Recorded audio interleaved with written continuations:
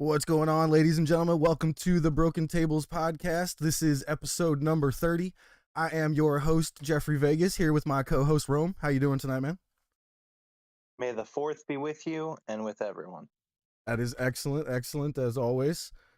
Um, we are here with our Dynamite review, and if you are listening to us on Anchor or Spotify or Google Podcast, Apple Podcast, or Amazon Music, welcome to you guys as well.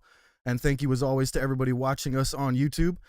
And if you happen to be watching on YouTube and you have not hit that subscribe button, please hit that subscribe button. It helps the channel out quite a bit. We really appreciate that. So, excellent episode of Dynamite tonight, as always. Maybe not the best episode ever, but I still thought it was a solid episode. How'd you feel? Yeah, about the same. I mean, it was a very enjoyable episode. There was definitely some things I would have done differently. Some things kind of bothered me, but it was a very good show all around. Yeah, I agree. There were definitely a couple of things that I would have done slightly different as well, but that would just be nitpicking at this point, except for one thing when we get to it, but I feel like yeah, we're on the same page here. probably we'll see. I feel like yeah. All right, so I like how we started off with Adam Cole's music. He gets to be on commentary for this match with Bobby Fish and Jeff Hardy. Always love me some Adam Cole, especially since I got to take a couple pictures with him and stuff like that last week. That was fun. I had some high hopes for this match. I don't want to say it was a letdown, but I just think it was a nice middle of the road match. Some people thought we might see like an absolute banger here. But no, we just got a decent Jeff Hardy match. What did you think? No, I completely agree with you. Actually, I thought this match was okay. It wasn't a bad match. My favorite thing about this match was it adding to the importance of the Owen tournament, where you kind of had Adam Cole on commentary, you had Darby watching in the rafters. The tournament starts next week, so I'm really excited about that. This match was set up just to get Jeff in the tournament so he could face Darby, which we'll talk about later. Yeah. And yeah, I mean, again, it was fine. I mean, there wasn't really anything that stood out to me positively or negatively, which I wouldn't have placed this match first. I like to start with a banger and end with a banger. And I don't know if I would. I think they start with this match because Jeff's in this match, but I don't know. Like I said, I think they planned on it being a banger, and it just wound up being an okay match. So if it would have been one of those burners, then we wouldn't be. They would have started with one. Yeah. I do like how Darby and Sting were up in the rafters a little bit there. That was pretty neat. Haven't seen them up in the rafters in a long time, so I did like that. Yeah, it was cool because, like I said, they're scoping out the tournament because the tournament starts next week, and yeah, it's a nice touch. These tournaments, they matter, so it's nice to see kind of everyone getting into them and being treated as something important. Yeah, I agree. So Jeff Hardy wins this one, after a decent back and forth match via Swanton Bomb. Now, a lot of people at first were saying that Jeff Hardy was like botching his Swanton Bombs because he was landing directly on people. But I actually think that that's how his move is supposed to be done. It's just that over in the E, they didn't want him hurting anybody, so they made him, barely land on them with that rotation. Do you think I'm at all correct on that? I think you're right. I did notice that there was a little bit of a timing issue with the finish in terms of Hardy's first swanton, though, in which case, like, Hardy wasn't ready to go. Mm-hmm. So it was the spot where Bobby Fish jumps up and throws him off the turnbuckle. And either Fish was too early or Hardy was too late. And they kind of messed with the flow of the ending sequence for me. Yeah, I did notice that a little bit. I believe you're correct, though. I think that Hardy isn't, the intention is to land on the opponent to make the move look good. And in the Fed, they don't care if it looks good or not. They just pump out content. Yeah, exactly. I love the Bucks coming out here. I actually have a shirt that matched Nick Jackson's outfit there. I'll probably wear it one of these days on stream. Yeah, I mean, it was very good to see them come out. Yeah, we're teasing the Hardy Bucks match that's going to happen. I don't know if I want that match to happen yet. I think that's something that should happen probably a little bit closer to the end of the Hardys run. Um, because we haven't really got into we've had some Hardy matches, but we haven't gotten into those like yes, the Hardys are here, but we haven't really kicked off that Hardy's last run of tag matches, week in, week out. I mean, we've had a few. We had the tables match and other things, but I'm kind of waiting for that to kick off. And I don't think that the Bucks should be one of the first tag teams that they face. Yeah, I think it's gonna get sped up just for the fact that the Bucks need somebody to face, and that's gonna be their biggest opponent right now. Um, that's more than likely the way. I think that's why it's gonna be rushed a little bit. Maybe. All right, so next up, they played the William Regal package that had been on Twitter this week, and I don't know if you had seen this yet, but oh my god, this freaking package was so good. One of my favorite vignettes I've seen in years. Everybody had been begging AEW to play more of these vignettes because it's very rare to see one of them from them. But my god, they knocked it out of the park with this one. Yeah, it's a really good promo from Regal, who's a really good talker, and I mean the Blackpool Combat Club's on fire right now. I mean each guy in that unit is just killing it right now, and Regal's no exception to that. Yeah, all the spots they were showing with Regal putting his elbow into Wheeler's face or kneeing him or Moxley slapping him. I was like, man, look at this. They're just kicking the shit out of Wheeler in this promo. But, they were training him in the combat club. I like that, how they actually have a gym kind of scenario there. That was really nice. Yeah, like a dojo. Yeah. Yeah, and again, the messaging of Regal is really strong here, where he's saying if you had a knife, 99 out of 100 people would stab their biggest enemy, their greatest enemy, but no, we just give him a slice on the cheek because you'll remember that a lot longer than a stab. Oh, Um, man, dude, that line, I was like giggling to myself. I was just like, God, I love this man. William Regal is just absolute legend. yeah, absolutely. But yeah, this is an excellent promo that leads into their match.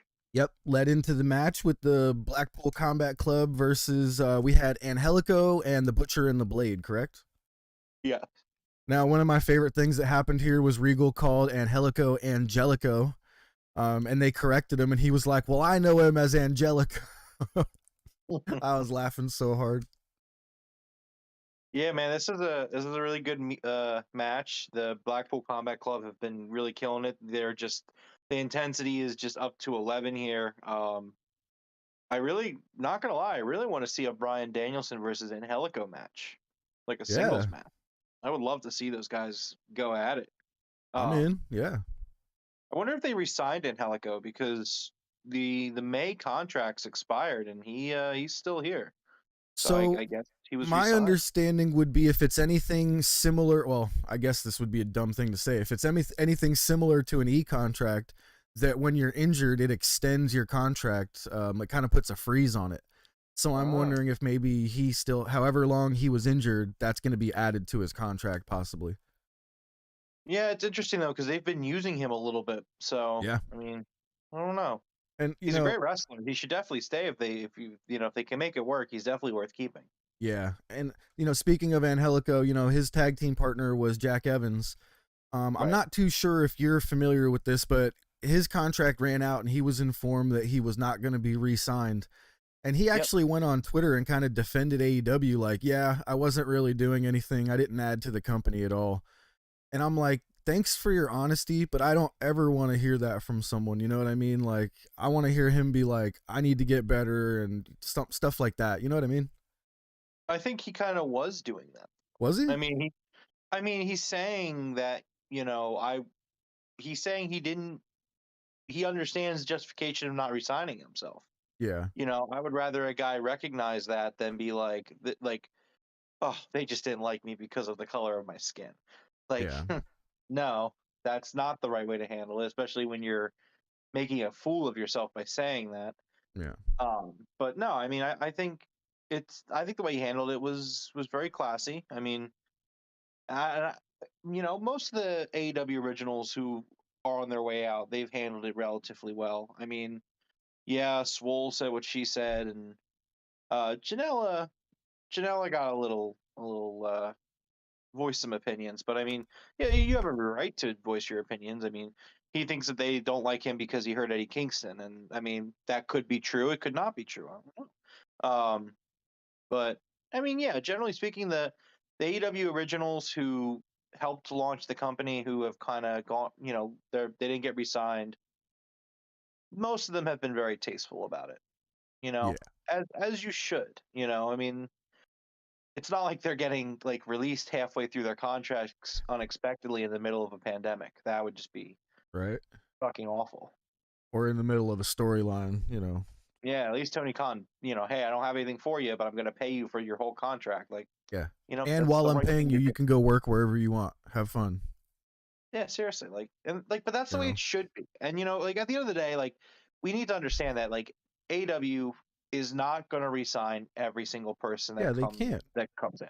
You can't. And the part of the appeal of AW is how fresh it remains. And to You do know? that, there is going to be some rotation. Yeah. They brought in Tony Nese, and Tony Nese isn't going to be a main event guy. He's going to take that elevation spot that, say, Joey Janela had. Yeah. But that's okay. It keeps things fresh. You Yeah. keep refreshing the roster. You keep building the roster to be better.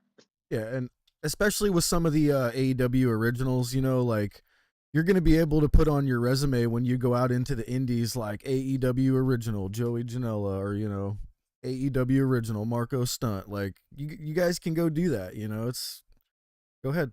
Yeah. Yeah, absolutely. It's the same thing as, when ex-Fed guys, when you see a poster, like when a random Yep. ass indie promotion comes to Philly and they hang all their posters up all over the city, Former the superstar.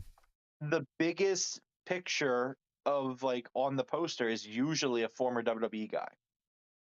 And Yep. it doesn't even mean that they were a big star in the Fed. It just means like there's a seal of approval that you made it to that level. And like an AEW is going to do the same thing. Like Yeah. if I ever see an indie wrestling poster and I see Peter Avalon on it, I'll be like, oh shit, it's pretty Peter Avalon. Exactly, yeah. Right. But all right, let's get back on track here to the match. I loved Angelico in this match. He took a lot of the bumps in it. It almost felt like he was getting a little bit of a showcase, you know what I mean, of like a welcome back type thing. And I always love the finish to these Blackpool Combat Club matches. Just everybody puts someone into a submission and just beats the crap out of them. Those are great finishes. Yeah. Again, the Combat Club was explosive tonight. With all the action going on, and then when Mox gets tagged in, it's just like it's like a Crowd tornado. loses it. Yeah, I think it was Angelic. No, it was Blade. He grabs Blade, throws him out of the ring, throws him over the table, gets on the other side of the table, throws him back over the table again. Just like I was like, break it, damn it. I know, I was hoping for that too, but they didn't do it. But this is a really fun match, and I'm thinking of this after the match, and I'm like, are Bryan Danielson and Mox gonna be the ones to beat Jungle Boy and Luchasaurus for the tag titles? Because No, I see them bringing those 6-man or whatever you want to call it, trios titles. I see that coming soon. I believe that's what's going to happen here.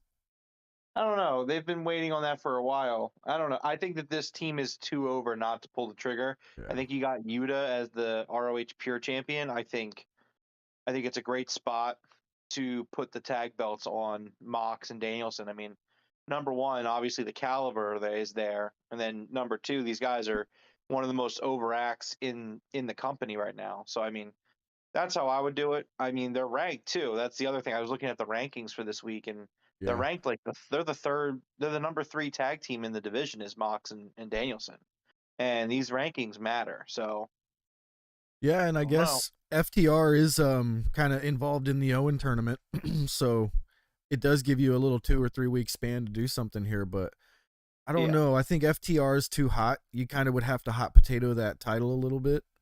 I think FTR has to be the ones to take that title. Possibly. Again, I mean, like I know that FTR is probably a more logical choice. I just, I'm looking for the direction of this team because Yeah. this team is really good right now, And I think the one thing that could make this team better is some sort of direction in terms of story. And I know Yeah. the story is that they're kind of just going through AEW and trying to toughen up the place, and Yeah. like that's cool. But we're 3 weeks away from the pay-per-view, so Right. And time to start figuring out what we're gonna do. my reasoning for these trios is all of a sudden we got we got quite a few trios. Excuse me. We got quite a few trios created here. We got the House of Black. We got Death Triangle. We got them now, the Blackpool Combat Club. You could even look at the Undisputed Elite as two different trios where Adam Cole could be with the Bucks or Red Dragon. So there's like possibly two more trios teams there. I see it coming. I really do. I mean I get it. I think we've been sitting on it, or they've been sitting on it for so long, Yeah. kind of at the point now where it's like, okay, well when it happens, but I'm not gonna sit here week in and week out banking on it. No, yeah, Um, yeah. I But mean, I I'm think they're just waiting saying, for Kenny to get back personally. yeah. Um, Oh, but and we'll there's see what there's happens. Kenny comes back. There's another trio right there. He goes with the Bucks, and Cole goes with Red Dragon. Yeah. But I just think so because we're getting so many trios all of a sudden forming and coming together, and I think it's just kind of hinting at it. I believe. I just think the trios. I mean, but the trios thing has been there. You know what I mean? So Yeah, yeah, again, when it happens, great. But I'm not going to sit here and book a division true. that it's been there and it's been established for over 6 months now. I mean, which if they're taking their time to do the title, that's fine. And it's not really a critique. It's just I don't want the Blackpool Combat Club to sit around for the next 3 months waiting for these titles to exist. I would like to see them do something else. Yeah, that's definitely. I definitely don't want to sit around waiting for it. I agree with you on that one. All right. Next up was a really nice promo here with Hobbs and Starks and Jurassic Express to basically kind of challenge for the titles here. Jurassic Express said before you guys challenge for the tag titles, Jungle Boy gets to challenge for the FTW title. I was not expecting this. Jungle Boy had a lot of confidence here. Didn't give Christian any sort of reason to hate on him there.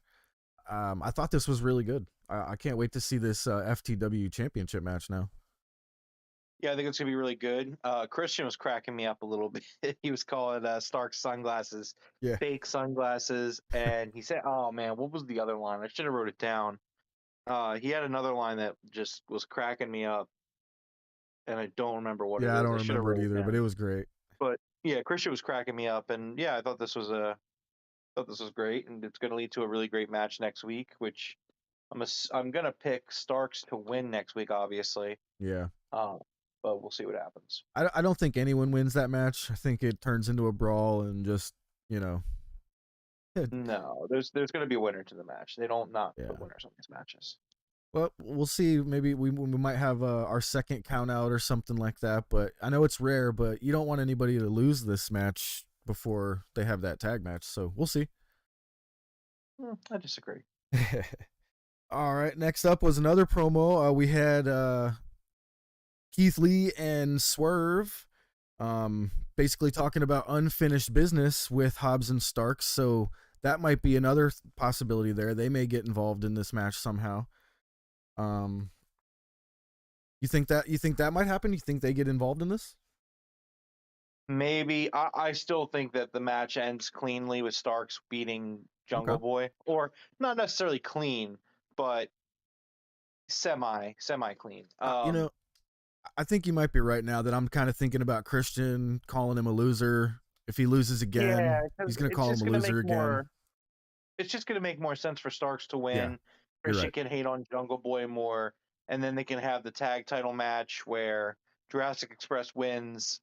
I mean, again, we're getting really close to Double or Nothing, so I'm trying to piece things together where they're going with it, and it's not a bad thing. It's just trying to figure it out, and I don't know if they're gonna like right now. I think they're gonna do Team Taz versus Swerve and Lee at Double or Nothing.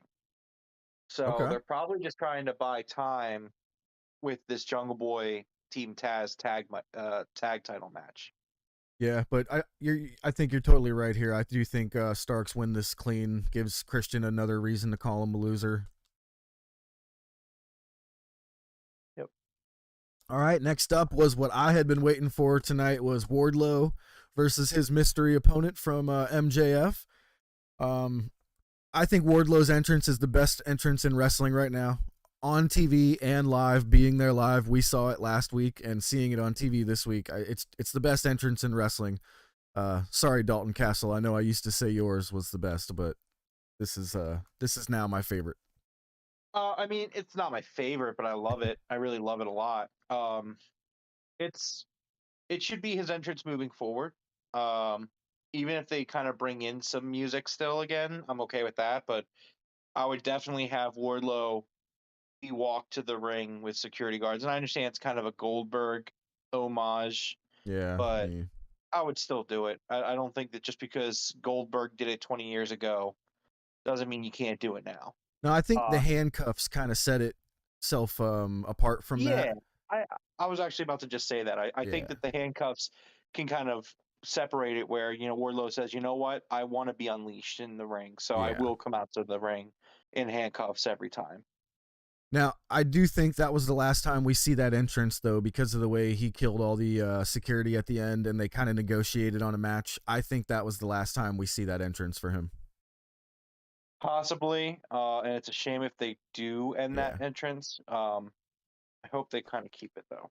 I hope he gets new music or something that Wardlow chant goes to. You know, the Wardlow, Wardlow. Yeah, So we'll see. definitely. But So we MJF get to the is match. hilarious on the mic. I just love how he immediately knows how to insult the crowd. Like, did you catch the line he said? I kind of forgot to write it down, but I was laughing so hard. Yeah, he's like, I wish I'd be happy. I would say I'm happy to be back in Baltimore. That'd be a liar. So no, he said That, something or like something about being a piece of shit.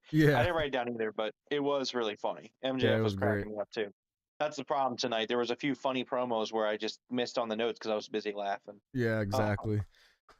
So he announces Wardlow's opponent, who we all knew it was W. Morrissey, but he announced him as William Morrissey. I had never actually heard like the full first name said before, so that was nice. He looks incredible, man. I bet you Vince is like, call him now, call his agent now. Like, if Vince took one look at him tonight, he would be calling him back, just like Jinder Mahal, man. yeah, definitely. And I thought that this match was it wasn't excellent, but it was perfect. If that makes sense. Yeah, The match was exactly what it should have been. Excuse me. Yeah, I mean, it was a really fun match with two very athletic big guys, and some cool spots were thrown in there. And I was a little disappointed that Wardlow could only powerbomb him once, but I liked how the commentators sold it as all it took was one powerbomb. yeah. Like he could have done more, but he wanted to prove a point that he didn't need to do more. He wants to do more when he does the symphony. And that shows that all the past extra ones weren't needed either. Yeah, so I like the spin on it. Yeah. Um, Shout I out to the crowd for the dueling Enzo chants. That was funny. Oh yeah, man. I was shocked. And then I like how Morrissey responded with he did the little Enzo chicken dance thing. So that was nice. One thing I wanted to say, I think maybe Impact said, "Hey, he's not taking 5 power bombs. You give him one, and that's fine." You know what I mean? Like, or something like that. I don't know. It was a little. I was kind of shocked he only gave him one as well. Yeah, I don't know. Maybe it was Impact. Maybe it wasn't. I Might don't have been know. him himself. He's like, I'm not doing that. I just think he's a big guy. I don't know. He's bigger Oh than yeah, Archer is, so I think maybe maybe Wardlow was like, I don't know if I can hit more than one and make it look good. yeah, nah. But either way, I liked it. I liked the one. All it took was one, so that looked great. Um, Security came out to put the handcuffs back on Wardlow, and I think I wrote down Wardlow goes insane.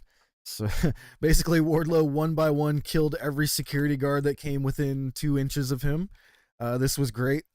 I love when we get to see these security guards get the crap kicked out of them. Yeah, they seriously do. But so yeah, he refuses to put the handcuffs back on. Wardlow says he won't stop until Max releases him from his contract. MJF does end up making a contract signing in Long Island next week. Um, and there's going to be some stipulations to this Wardlow MJF match, but Wardlow wins, he will get his release from his contract. That crowd is going to be ferocious. It's the only crowd that cheers MJF, and when they do, it's bananas. Yeah, I think it's going to be really telling to see what happens when they go in there because, I mean, it is MJF land, but I mean, it's Wardlow's really over right now. I mean, era of AEW has seen like the rise of a few big stars, and Wardlow is one of them. So I mean, I'm very curious to see how it's going to go on Wednesday. I don't think it's necessarily a negative one way or the other. I'm just very curious overall to see how Long Island handles it. Yeah, I don't doubt they cheer Wardlow at all. I think, but you know, MJF's just gonna get his cheers as well. It's gonna be great. All right, so next up, we had a Britt Baker, Dr. Britt Baker, sorry, and Jamie Hayter with a promo against Tony Storm and Ruby Soho. This was really good. I think this was the best work that these four girls have put into a promo in a while. Uh, I really loved Ruby Soho's part here. She really looked like a solid, I don't know what to. I can't get the word out, but she looked really solid here in this promo. Yeah, I agree. I think this is going to be a great match coming up on Friday on Rampage, and some really good matches in the tournament. Again, I'm always really hyped for tournaments, so I'm all about it. Yep, for sure. All right. Then we had, I think, what we were supposed to get here in Philly, minus CM Punk. Hangman came out with his promo, and I had a few people actually message me saying, who's the heel in this? What just happened? So I wrote it down as well. Did Hangman sort of go heel here?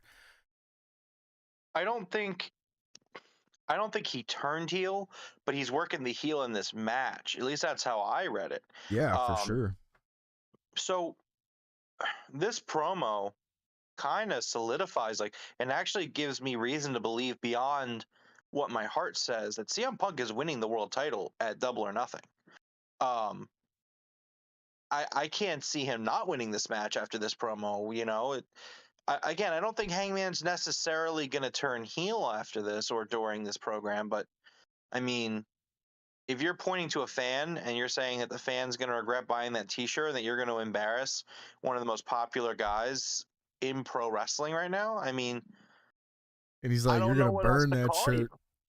Yeah, he's like, you're going to go back to the merch stand and ask for a refund. I'm like, wow, all right, so we're doing this. I thought this was going to be a straight up, face versus face feud where it's going to be kind of based around respect and competition. That was how the Punk promo made me feel last week, and this week I feel completely different. And I don't know. I mean, I'm very happy to feel this way, but I mean, I could see Hangman's approach to this match being his downfall. I think it could, the way the story could write off is that he underestimated CM Punk, Yeah. and Punk got the best of him because he wasn't expecting it. He went into it with the way he's going into it, and it costs him. That's the way I would book it, especially after this promo, and I think that's the way they're going to go with it. But I thought this was still an excellent promo. I really loved what Hangman did. I mean, with the direction that he was going in, and I think he killed it. Um, but I mean, yeah, that's what I walked away from this promo with is that okay, Hangman doesn't respect Punk. He wants to embarrass Punk. Punk's gonna win the world title. Yeah. Um, I just really enjoyed this little hint of heel from Hangman. I really hope in the future he does go full heel one day because you could see it. It was there, man. Like when he talked about we're not gonna have some dedication match to the Hitman. I don't know exactly what he said there, but it was obviously referencing Hitman. Um, I really could see a good heel coming out of him, and he's such a good babyface as well. So I can't wait till one day see him as a full blown heel. Yeah, like I said, I don't know where we're going with it. I mean, my prediction assumption is that Page is going to lose the title so he can move on to kind of get involved with the elite thing that probably happens around Forbidden Door, but I don't know exactly. But yeah, I mean, excellent promo, but Punk's winning it. He's got to be winning it. I hope so. All right, so next up was a Jay Lethal, Sanjay Dutt, and Satnam Singh promo. I actually really liked this from Sanjay Dutt. Sanjay Dutt was like full of energy. He rattled off a pretty nice promo there real quick. I like this. What do you think? Yeah, I kind of agree with you on this. I thought it was a pretty neat little promo. Sanjay was very into it, which Yeah. obviously it reflects it. It was great on his part. But this was kind of short to to the point. Basically, he's challenging Takeshka, sorry, on Rampage, which we've seen him on Elevation last week live, and very happy with him. So it's cool that New Japan's coming in to do some stuff, and yeah. Yeah, speaking of New Japan, me and the wife are going to be going to the New Japan in Philadelphia here on the 15th, I believe. So that's gonna Nice. be fun. Get to see that for the first time. I've been trying to catch up on their YouTube channel, but their stuff goes all over the place. They post stuff from 3 years ago, 3 months ago, 3 days ago. It's crazy. Nice. All right. Next up was Santana versus Chris Jericho. I loved the beginning of this. In the middle of Jericho's entrance and song, Santana dives over the top rope and smashes into him and Daddy Magic. I think we had a good 5 minutes of fighting outside the ring before Aubrey screamed at him to get inside the ring and finally rang the bell to start the match.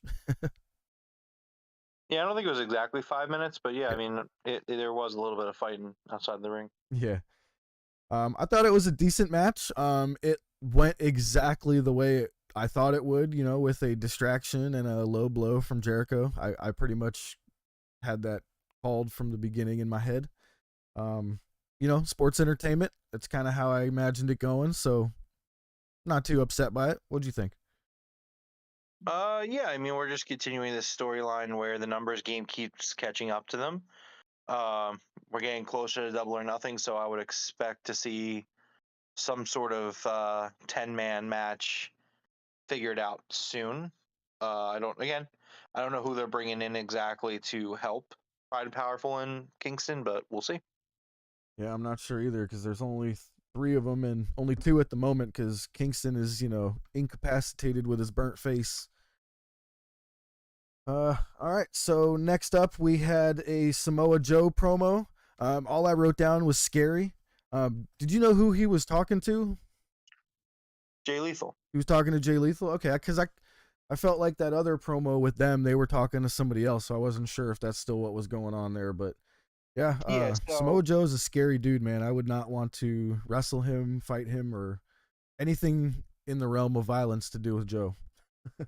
Lethal, Dutt, and Singh were talking to Keshka, Okay. and then Joe is talking to Lethal because they're still feuding. Yeah. But yeah, Joe's a scary dude. I would not want to be Jay Lethal, even though he wants to fight him. So sure. Yeah. All right. Next up was the Acclaimed and the Ass Boys. They went and got Daddy, and Daddy gave them permission to join up to the club, or whatever you want to call them. What did you think of this little backstage promo here? I loved it. I was so I into know you it. It did. was so funny. They were like, you know me. I'm a big Acclaimed fan. And they're like, well, we got you something. And they got them scissors. Scissoring. And Um, I liked how you Max know, was confused and Anthony Bowens was like, dude, this is the key to our hearts. That was so funny.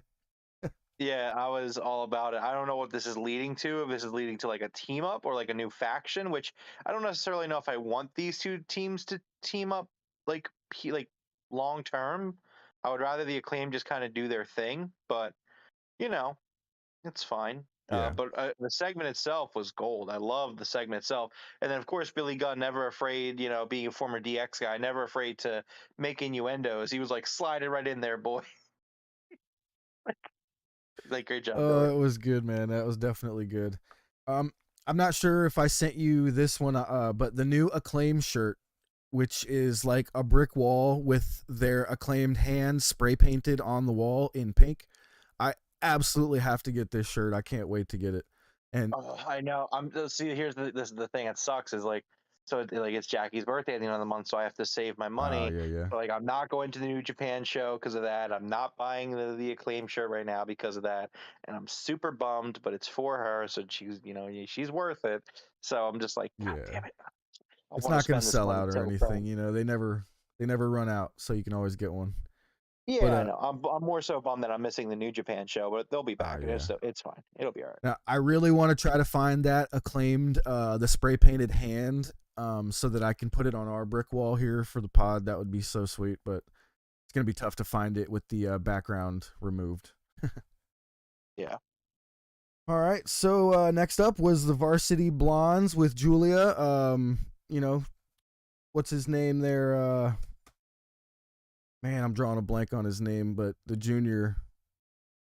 Brian Pillman. Brian Pillman Jr. Thank you, Jesus. I can't believe Brian Pillman Jr. there cuts a promo with John Harbaugh, the coach of the Ravens, in the audience.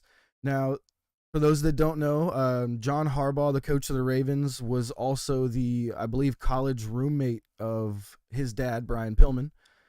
They were Right. best friends, so that's kind of the reason that he was there, and also they were in Baltimore. Julia's eye, the black has spread quite a bit on Julia's eye there. And this is where the one thing that I was talking about earlier, this is the one thing I would have changed. I really think we should have pulled the trigger on Julia turning right there. What did you think? I 1,000,000% agree with you. I'm so upset because here's the thing. Number one, this doesn't mean the storyline's over, and I know they're gonna pull the trigger.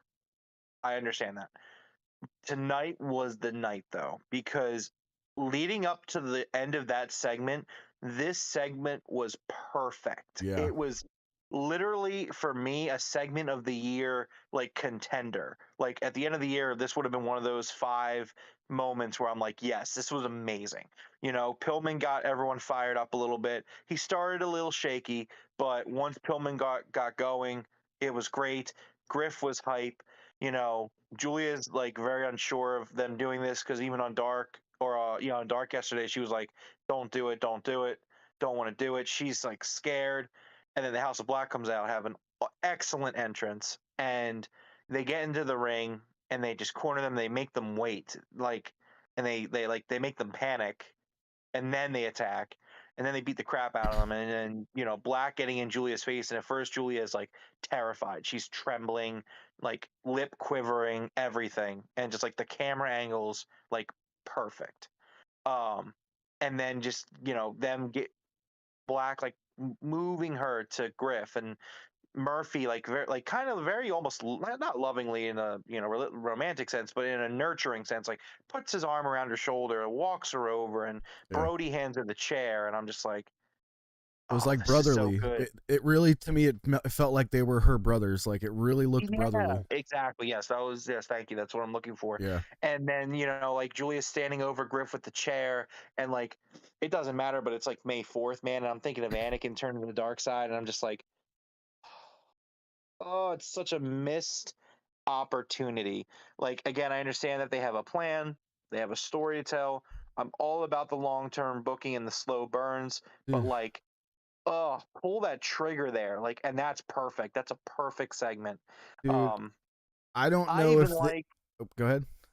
I even like that in the next segment, Julia's still in the fucking ring in the next segment. Yeah. Like, I even like that, and I like, but like, oh man, just do it, just pull the trigger on that. Dude, I was sitting on the edge of my chair screaming at my TV, do it, do it. So if she had smashed Griff in the face with that chair, I would have lost my mind.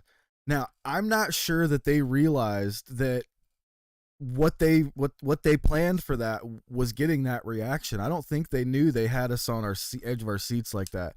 But man, if she would have hit him with that chair, I would have lost my mind. Yeah, man, I'm not trying to be super down on it, but like, give, what a miss. Oh man, give me it just next pull week, it. or it better be the week after, because I just want it. I want it.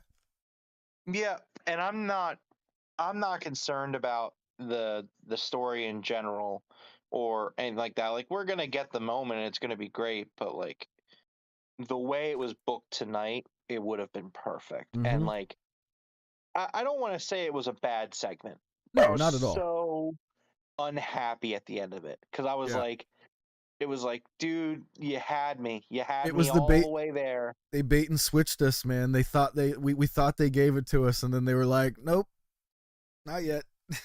Yeah, this slow burn is fucking killing me because I It want to see it reminds me happen of so bad. that commercial with that guy with the dollar on the fishing Yeah. line. He's like, "Oh, Mhm. almost got it." But like tonight and like Julia's work recently shows me it's gonna work. When it Oh yeah. happens, it's gonna be great. Her It's new just, style oh is man. beautiful. I love her new style of like it's almost like strong style from a small girl. She does like one strong move and then stands there and mean mugs her. I like it. Yeah, it works. Yeah, and it's working as a heel too, and it's great. Yep. They just gotta do it. They just had to do it, and they didn't do it tonight, and it's Yep. fine. It'll happen, but like, oh Yep. So Death Triangle comes out, makes the save. It was also kind of a weird excuse to not have a entrance for FENIX for the next match. Like you said, she was still in the ring. They started announcing the next match, but they kind of escorted her out as that was happening. But it was really good, like you said. It was the visual of her still standing there, like she was traumatized.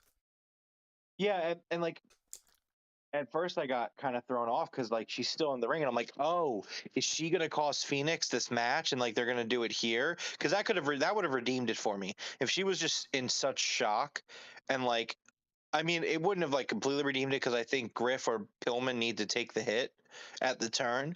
But if they had at least acted on it at some point, I would have been like, okay, that's fine. Yeah. But like, oh, Yeah, I agree. All right, so next up, before the match actually started, we had a quick promo with Jade and the Baddies. I thought this was an excellent promo from these girls. I love this faction. Red Velvet fits perfectly right here. I was wondering if they were ever going to find a good spot for her. I think she fits perfect. Kira Hogan, she is a baddie. She fits perfect. I love this faction. I can't wait to see where this goes. yeah, I thought it was okay. Yep. All right, so that brought up FENIX and Dante. That was another big match that I couldn't wait for in this on this episode here. And holy crap, did it deliver, man. This was my match of the night. Um there was one particular spot in this match. I'm sure it's the spot everyone was going to remember, the double backflip and where they both land on their feet. Um that was insane for them both to land on their feet like that, and FENIX still had his arm around his shoulder. That it was incredible. Yeah, I thought this was excellent. I really loved it. It like the athleticism in this match is just off the charts. Like these are two guys who, they might not ever make it as the top guys because they don't really have the outside of the ring stuff that you want, Yeah. at least in my opinion. Yeah. But like in the ring, these bell to bell, these guys are some of the best workers. Like the shit that they do, nobody else can do. And this was just an excellent wrestling match in the ring. Oh man, it was incredible. If there's one match, anybody who didn't see this episode, if there's one match you got to see, make sure you see Dante versus FENIX. There was 2 or 3 spots that were just like holy shit moments. Um, that double backflip when they land on their feet, Dante just happens to be bleeding from his mouth, and it just gave this perfect visual of him with his mouth busted open, and he was just looking at Ray FENIX all mean, like they were both. It was so good, so good. Yeah. And Ray Phoenix picks up the win here, and he is the final man to qualify for the Owen. I have the tournament card in front of me if you want me to run through it. Yes, run through that real quick. All right, so we have Jeff Hardy versus Darby Allin. Whew. We have Adam Cole versus Dax Harwood. That's a good one. Dax Harwood just tweeted out, "I'm gonna kick the shit out of Adam Cole," so that's cool. And the two winners of those matches will face off in the semifinals. Nice. And then we have Ray Phoenix versus Kyle O'Reilly. And then we have Samoa Joe versus the Joker. The Joker. Now, when I So, saw that, I honestly can't think of anyone. I have no idea who that's going to be. So I have some ideas.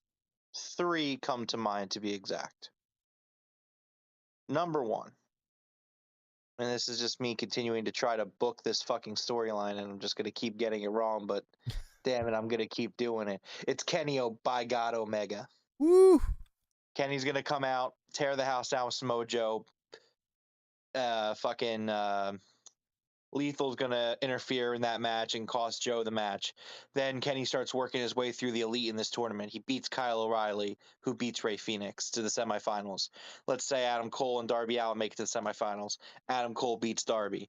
The finals of the Owen tournament at Double or Nothing are Kenny Omega versus Adam Cole, and the elite just explodes. That's how I book it. Wow, I didn't even think about that.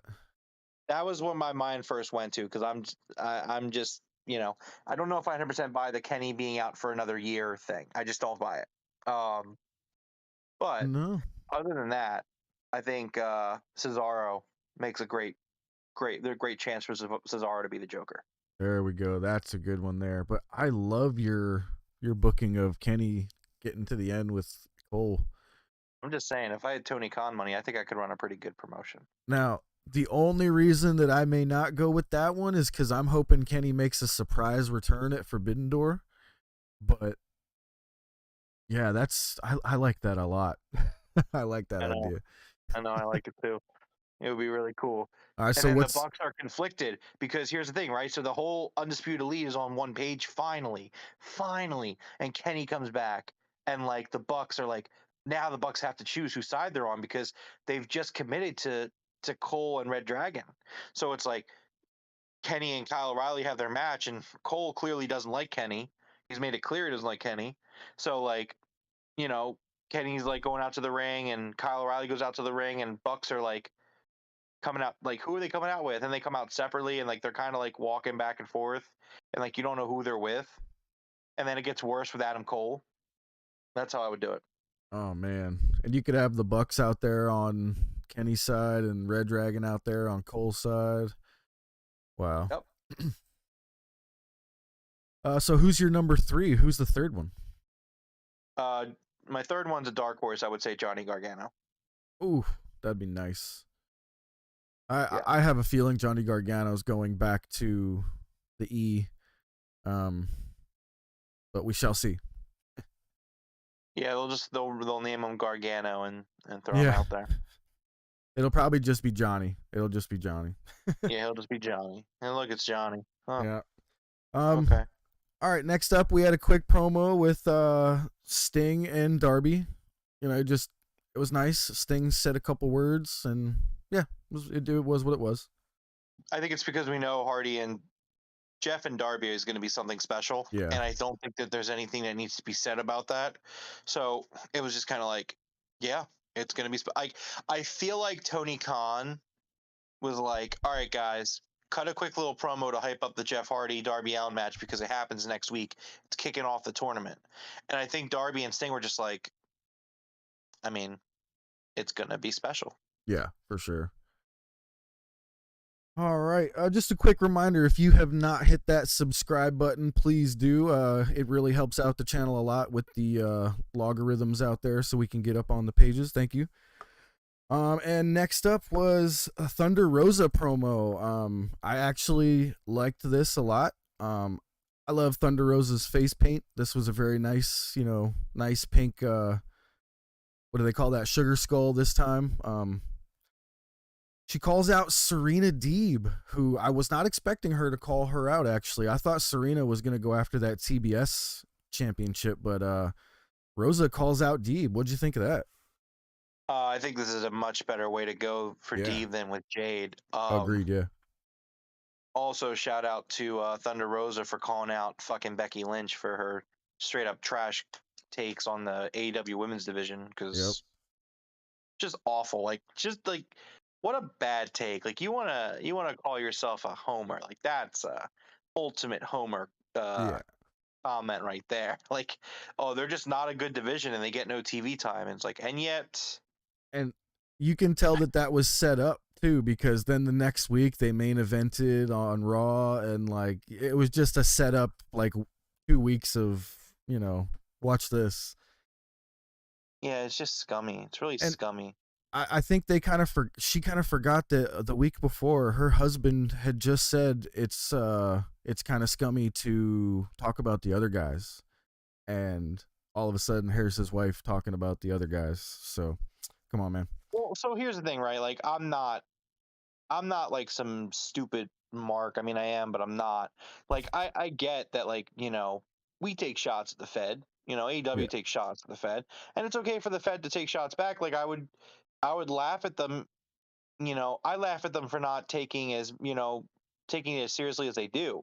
I mean, like, they make a Bullet Club reference on Monday Night Raw and then cut it from the YouTube version of the match. Like, what like, why? Why would you do that? Capitalize on it. Like, but you know, there's one thing to just to make a jab at the other side, and then just to make like a completely just uneducated, like, just, I don't know, like, it's just a stupid statement to make. yeah, It's like the same thing along the lines of like the big swole statements from January, yeah, where it's just like you clearly have an agenda here that you're pushing that has nothing, that has no merits or nothing to stand on whatsoever. yeah. And it's just stupid. Yeah, but uh back to the promo here. I love Thunder Rosa. I love Serena Deeb. Deeb still has a nasty black eye from that match with Hikaru Shida. But that kind of gave her this like tough guy look. I liked it a lot. Double or Nothing, we're gonna have Serena Deeb versus Thunder Rosa for the women's championship. I Yeah, am absolutely into that.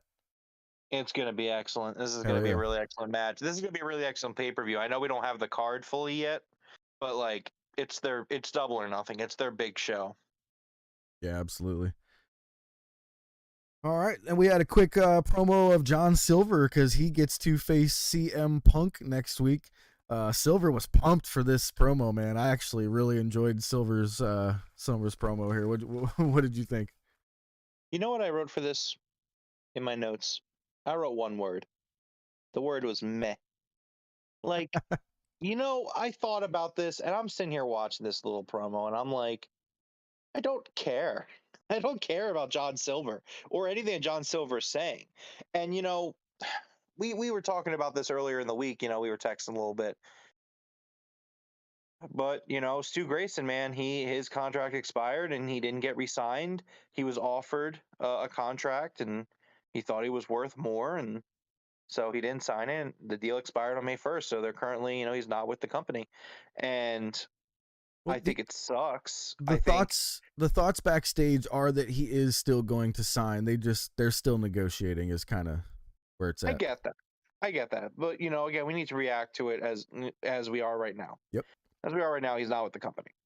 Um, and I do think he's going to resign. I do. I Yeah. don't think he isn't. But this is the problem that the Dark Order is facing now, where it's like Stu Grayson is a extremely talented wrestler. He is worth the money, hands down. The money he thinks he's worth, I don't know exactly the number he's asking for. He's probably worth the amount that he asked for, though, in terms of what he could do. Yeah. But I also understand and agree that Tony Khan, whatever he offered him that Stu did not think was enough, is probably about what he should be making based off of where he is right now in the company, where the whole Dark Order is. And Yeah. it's just bland. And so, like, I'm watching this John Silver promo, and that's all I can think about. All I can think about is, yeah, man, I mean, I don't really care.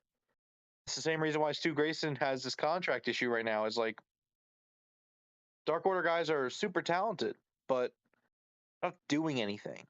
Like the only reason that John Silver's on Dynamite next week is because he's from Long Island and they like having CM Punk as a heel there. The way that they want Long Island to be their Bizarro world, where Yeah. MJF is the number one babyface and heel, and Punk is a big heel because they had Punk work as the heel last time they were in Long Island Yep. because he was feuding with MJF, but still. So like they're going to try to continue that trend, and that's why Silver's going to get this match here on Dynamite because he's the hometown guy. But like other than that, what? Why is he there? What's the No, point? you're right. It's because it's a hometown thing, and it's gonna get some pops. It's I actually think it's a great choice. I know you're kind of down on the Dark Order a little bit because they become a little stale, but I think it's a good way to keep one or two of them still in the light, and I think it's gonna be a great match. I really do. I mean, I guess also they could tie it in with Hangman, but again, that's the whole problem. The whole problem is that they're sitting in catering, waiting for Hangman to need them. Yep. They're not even there. They're not even backing Hangman up every week.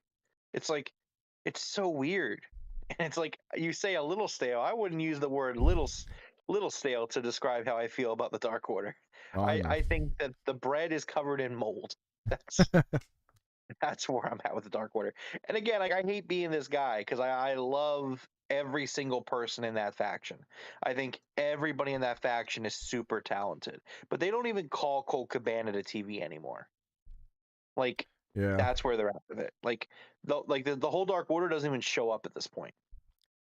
No, I actually I'm hoping that they might use this thing with Stu Grayson into a storyline somehow where he's gone for a few weeks, but shows back up in a different, unexpected way, maybe with someone else. You know what I mean? Like, I Yeah, want to see. I'm picking up what you're putting down, but I don't know. Yeah, but we shall see. All right, next up was the main event, which I was really hoping this was going to be the main event. I wanted to see the ladies get a main event on Dynamite, and we did with Mercedes Martinez versus Deonna Purrazzo for the Ring of Honor Women's Championship unification. Um, this was a good back and forth match, but I had a dreaded feeling the entire time that Deonna Purrazzo was not going to be winning this match for some reason. And, turns out I was right. Mercedes Martinez pulls out the win with a nice submission there. I think that was the Dragon Sleeper from the old Ultimo Dragon. Yeah. I'm not surprised that Deonna Purrazzo lost the match. I mean, she's contracted with Impact. Tony Yeah. Khan wants to put a contracted wrestler with the championship. So, I mean, it sucks, but it was really cool seeing her on there. I mean, I hope AEW and Impact can continue to work together. There's this weird dynamic I feel like with AEW and Impact where it's not a bad relationship, but I feel like Impact gets uncomfortable working with AEW because Yeah. they want to be the number two North American wrestling company, but they're not. Yeah, I agree. It does. It feels awkward sometimes because it comes in spurts of like, okay, here's a couple people from Impact, and then it stops, and then here's a couple people from Impact, and then it stops. So yeah, I also just I feel like Impact does a really poor job of promoting their wrestlers appearing in other companies. Like I remember when Mickey James went to the Rumble back in January, like Impact wouldn't shut up about it.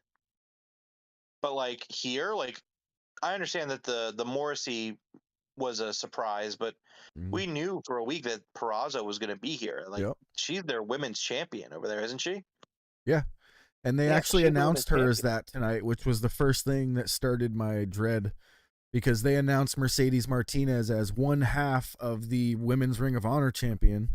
And then for Deonna, they just said Impact Women's Champion. I was like, oh God, she's losing. Yeah, but like my thing is like if I'm Impact Wrestling, like you got to promote that. Like obviously, Oh yeah, obviously, like anyone, like AEW has the bigger fan base, and like people that watch Impact know that Peraza was going to be on Dynamite, but I don't know.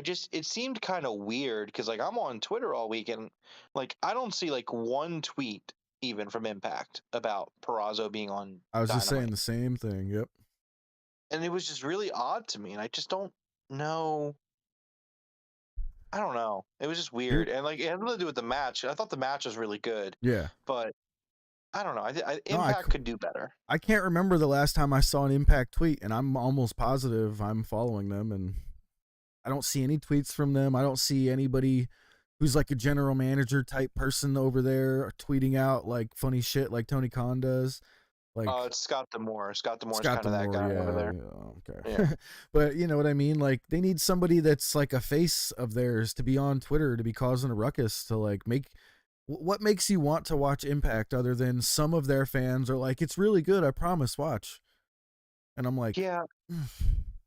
Impact just kind of underwhelms me. Like we've talked about in the past. It's hard being an adult with a full-time job yeah, watching all the pro wrestling that I want to watch.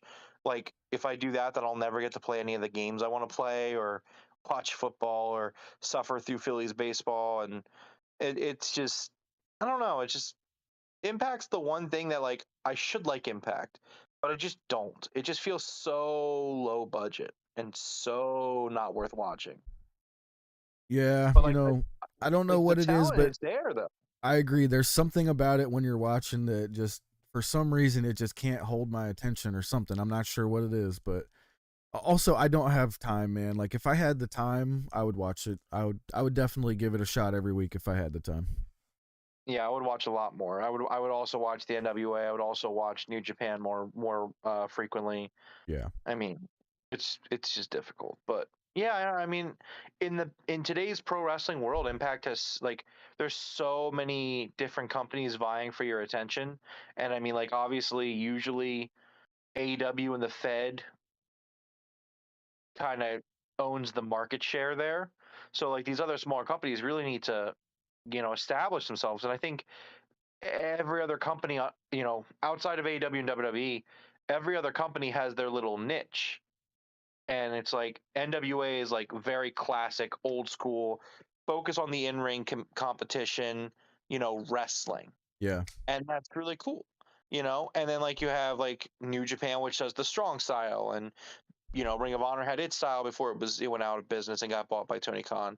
And Impact, I don't know what Impact's style is, and Yeah, I don't that's a know. good point.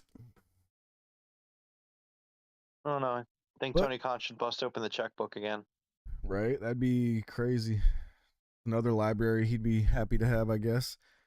Yeah. But so that's it for Dynamite. You know, another great episode, but not their best in a long time. But you know, another great episode. I What will do we also got say for this. this week's Rampage? Before I do that, I will say this one last little thing I wrote in my notes that I thought was really cool. They went over. They went past 10 o'clock tonight. I was gonna say it was like 10:01, wasn't it? It wrapped up. I think the show went off the air at 10:02. Okay. So it's not by much, but I do want to see that happen more and more, and I think you will see it more and more now that TBS and TNT or Warner. We'll say Warner. Warner's really happy with AEW and how it's doing. Yeah. Funny little story before we get into the review or the preview. Did you hear about this Eric Bischoff story? It's possible, but it's not ringing a bell at the moment. All right, so Eric Bischoff has this podcast. It's called like Making the Deal or something like. I don't know. It's like a I don't it's a even want to give business him a plug. podcast. Just Yeah, we're not going to give him the plug. He's got a podcast, right? And he's been shitting on AEW lately and how it's not growing in audience and how there's no growth there. oh So shit. he had a guest on his podcast, and it was a higher up, an executive at NBC on the podcast, and he brought this NBC executive on to talk shit about the lack of growth of AEW, right? And so keep in mind, it's an NBC executive. So like this guy works with the Fed. Yeah. Okay. Like granted, he said he directly doesn't work with the Fed and the sports entertainment pro wrestling.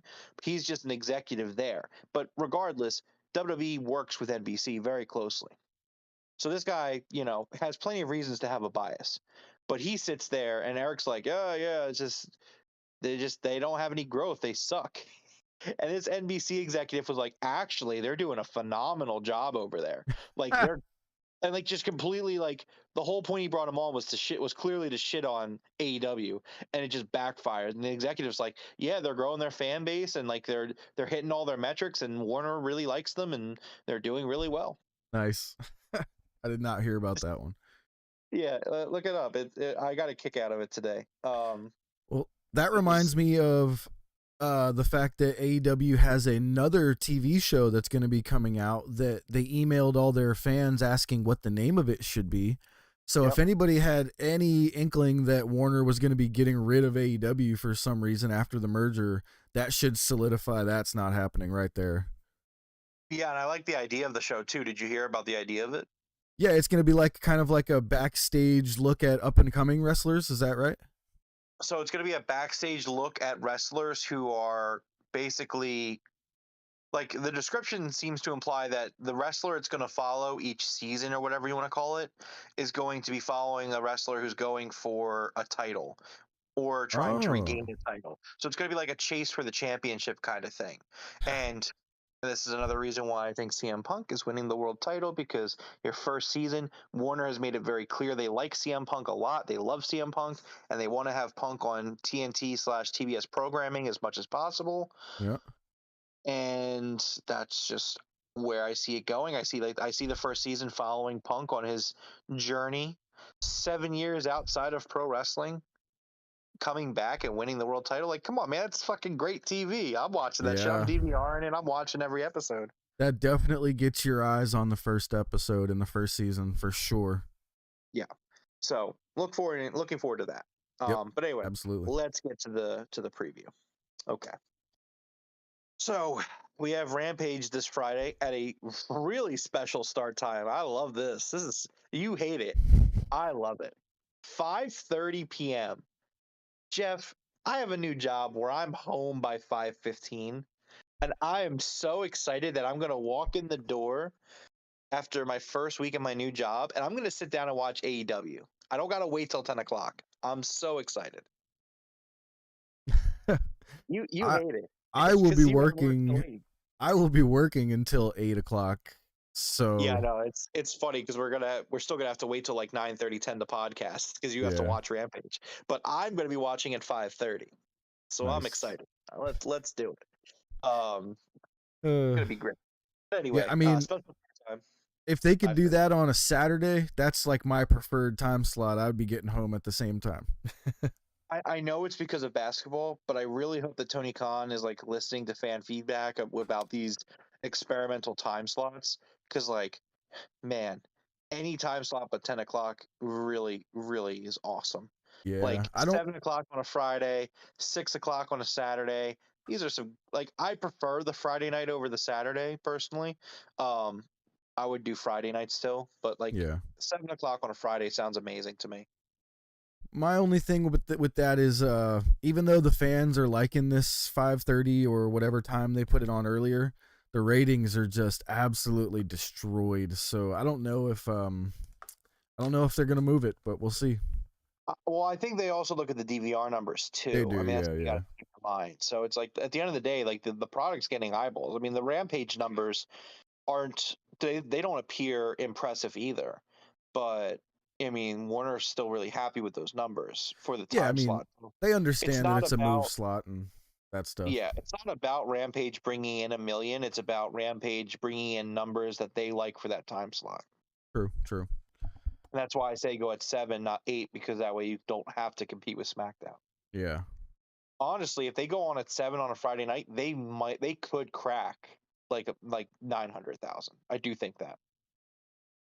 We shall see. We shall. Anyway, back on track.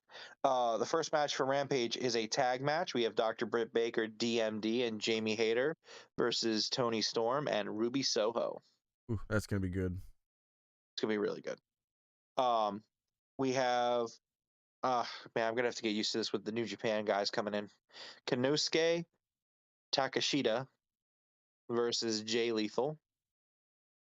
That's gonna be I think good. I think I got that name right. Yeah, no, it's all gonna be good. Um, we have Hook in action versus JD Drake. Oh wow. Okay, that came Yep. out of nowhere. Yep. So we only have those three things announced for Rampage. So very light Rampage this week. Makes me wonder how long these matches are going to go. Especially because one of them's a hook match, and hook matches don't last very long. So No. I'm assuming we're gonna get something announced tomorrow, or Yeah, there's maybe got to even be one more Friday. match. Like I don't even see a main event there unless it's the Baker and Tony No, Storm. they said that they said that the Oh tag yeah, team that's match is starting. Yeah, starting Rampage. Um, I don't know. We're gonna have to wait and see. But I agree with you. I think that there's something missing here. They didn't announce anything else unless I missed it, but I don't think I missed it. I literally paused my TV to make sure I get these. yeah, I So I didn't don't think I see missed anything anything. either. Huh? Um, but oh wait, I think here it is. It's on my. I wrote it under Dynamite by accident. Um, an Owen Hart qualifier match: Riho versus Yuka Sakazaki. There it is. Yep, Riho There it is. versus Yuki. That's the main event. So I've been missing Yuki Sakazaka, however you say her name. I've been missing her for a long time. She was one of my favorites back when AEW had first started up. Yeah, that was when I became a Sheeta fan. You became a Yeah, Yakazaki. yeah. I just love her outfit. She looked like she was right out of a Final Fantasy game, man. I loved it. Yeah, definitely. So then that'll be the final qualifier for the women's match. Um, I haven't seen a confirmation yet, but I think there's some speculation going on that there will be a Joker for the women's tournament too. Okay. We didn't see a I bracket, think. did we? No, well, because we still need this last match to get finished Yeah. up. But I think that it'll make sense because we got the 4 women that are in the match, the tag match, qualified. You'll have one of these girls qualified, and then you'll have Red Velvet qualified. Is there some? I don't know who else I'm missing, but that's 6. Nice. So I mean, I assume there's someone else I'm forgetting, and then we'll have the 7, and then plus the Joker will be 8. Sweet. All right, and then for Dynamite, we start the men's tournament. The way I assume the women's tournament will start on Wednesday as well. But we have the first semifinal, or I'm sorry, quarterfinal match: Jeff Hardy versus Darby Allin. That's going to be a special match. Oh yeah. Darby's gonna We make sure have, that's a really good match. oh yeah, well, it's going to be really important to Darby. I expect this to kind of be a goosebump moment match Ooh. where it's just like I expect this to open the show, and I also expect the crowd to be losing their minds at this point. Somebody's somebody's gonna get hurt. I hope not though.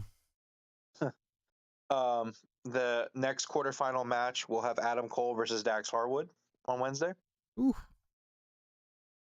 We're That's gonna gonna be have the FTW Championship match: Ricky Starks defending against Jungle Boy.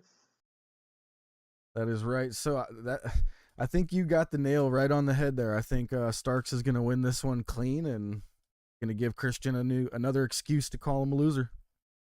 Yeah, we have the best in the world, CM Punk, returning to TV to face John Silver. Johnny Hungy. And then finally announced we have the contract signing of MJF and Wardlow. Ooh, that's gonna be good. I don't know these contract signings, man. I like the way that they're done in AEW. So should be another good one. Yep, and that's what we have for the next week.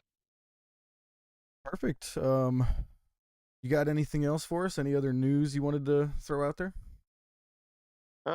Well, it's a miserable night to be a Philadelphia sports fan. I'll tell you that much. Yeah. Phillies are killing me. The Sixers lost game 2. They better not pay James Harden. I will say that much. You can't pay this guy. This guy's a joke. I'm not a basketball guy. I just follow the news of it because it's there, but it's like you can't pay this guy. This guy, like, they're expecting this guy to step up while Embiid's out hurt, and this is what they're giving him. I don't know. Oh, that's right. Embiid's out. Jeez. Well, they're hoping he comes back on Friday. They're gonna need him. Like, they're gonna lose. Oh They're yeah, gonna get swept if they don't have Embiid. for sure. Ugh, And it's gonna be bad. Um, that but sucks. luckily AEW was here to make everything better. All right, man. We'll close this out here. This has been episode 30 of the Broken Tables podcast. If you enjoyed this episode, please consider giving us a like and subscribe or a follow, depending on where you find us. Thank you for listening to us on YouTube, Spotify, Amazon Music, Google Podcasts, and Anchor. You can follow us on Twitter at Broken Table Show or on Facebook and Instagram at the Broken Tables Podcast. We go live on YouTube following every single AEW Dynamite, Rampage, and even pay-per-views. We hope to see you again, but until next time, may the 4th be with everyone. Right on. Peace.